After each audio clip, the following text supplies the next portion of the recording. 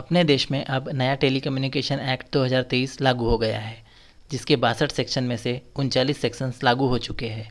इस एक्ट के मुताबिक अब भारत में कोई भी नागरिक अपने पूरे लाइफ टाइम में मैक्सिमम 9 सिम कार्ड ही ले सकेगा।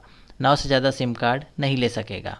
ये लिमिट जम्मू एंड कश्मीर, असम और नॉर्थ ईस्टर्न स्टेट्स के लिए 6 सिम कार्ड की होगी। और अगर कोई व्यक्ति इससे ज़्यादा सिम कार्ड लेता है तो पहली बार उसे 50,000 रुपये का जुर्माना लगेगा और उसके बाद हर बार उसे 2 लाख रुपए का जुर्माना लगेगा। इस एक्ट में यह भी प्रावधान है कि गलत तरीक़ों से या गलत डॉक्यूमेंट से सिम कार्ड लेने पर 3 साल जेल और 50 लाख तक जुर्माना लग सकता है। इसलिए हमें यह जानना बहुत ज़रूरी है कि हमारे डॉक्यूमेंट्स का यूज़ करके किसी ने कहीं कोई सिम तो नहीं ले रखी है और वो अभी चल तो नहीं रही है, क्योंकि हमारे जानते हुए या न जानते हुए कोई हमारी आईडी से लिया हुआ सिम कार्ड यूज़ कर रहा हो और उस सिम कार्ड का गलत उपयोग किया गया हो तो हमें परेशानी उठाना पड़ जाएगा, क्योंकि हम कई जगह पे अपने आईडी प्रूफ किसी न किसी काम के लिए देते रहते हैं। क्या पता गलत तरीके से हमारे आईडी प्रूफ सिम कार्ड लेने के लिए यूज़ हो गए हो। ऐसे में हमें इस बात का पता होना ज़रूरी है कि हमारे नाम से कितने सिम कार्ड इस समय एक्टिव है और कोई सिम कार्ड हम यूज़ नहीं कर रहे हैं उसे हम कैसे डीएक्टिवेट कर सकते हैं। इस समय आपकी आईडी से लिए गए कितने सिम कार्ड एक्टिवेट है, इस बात का पता आप अपने मोबाइल से फ्री में लगा सकते हैं। इसके लिए आपको स्क्रीन पर दिखाई गई डिपार्टमेंट ऑफ टेलीकम्युनिकेशन की इस वेबसाइट को ओपन करना होगा। वेबसाइट ओपन होने के बाद जो पेज दिखाई देगा वो कुछ इस तरह से दिखाई देगा। इसमें हमें थोड़ा सा नीचे स्क्रॉल करना होगा।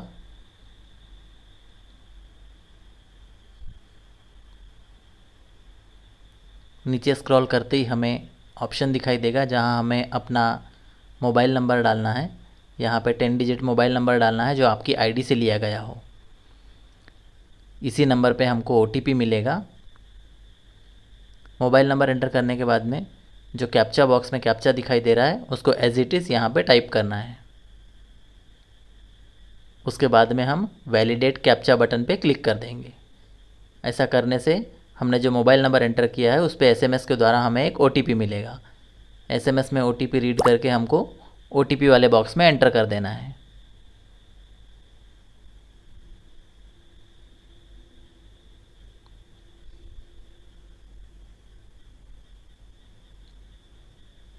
ओटीपी एंटर करने के बाद हम लॉगिन पे क्लिक करेंगे।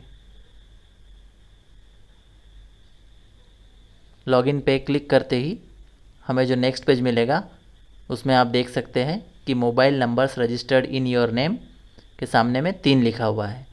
मतलब कि मेरे आईडी से 3 सिम अभी एक्टिवेट है, जिनके नंबर भी यहाँ पे दिखाई दे रहे हैं। दिए गए इन नंबरों में अगर कोई ऐसा मोबाइल नंबर है जो आपकी जानकारी में नहीं है और आपको उसे रिपोर्ट करना है, तब उस नंबर के सामने दिए गए बॉक्स पे क्लिक करके उसे सिलेक्ट करेंगे और उस नंबर के सामने जो नॉट माय नंबर ऑप्शन है उसे सिलेक्ट करने के बाद रिपोर्ट पे क्लिक करके उस नंबर को रिपोर्ट कर सकते हैं। या इस लिस्ट में अगर ऐसा कोई नंबर है जिसे अब आप यूज़ नहीं कर रहे हैं, तब उस नंबर को सिलेक्ट करके उस नंबर के सामने जो नॉट रिक्वायर्ड ऑप्शन है उसे सिलेक्ट करके रिपोर्ट कर सकते हैं। जब आप इस तरह से किसी नंबर को सिलेक्ट करके रिपोर्ट करते हैं तब टेलीकॉम सर्विस प्रोवाइडर कंपनी उस मोबाइल नंबर कनेक्शन को रीवेरिफिकेशन के लिए मार्क कर देती है। रीवेरिफिकेशन में सर्विस प्रोवाइडर एग्जिस्टिंग सब्सक्राइबर की आईडी अपने पास अवेलेबल रिकॉर्ड से कंफर्म करता है। इस तरह से सब्सक्राइबर की आइडेंटिटी एक बार फिर से वेरीफाई की जाती है। सर्विस प्रोवाइडर द्वारा रीवेरिफिकेशन के लिए मार्किंग के बाद 30 दिन तक अगर आइडेंटिटी डॉक्यूमेंट वेरिफिकेशन के लिए अवेलेबल नहीं किए गए तो आउटगोइंग सर्विसेज बंद कर दी जाती है।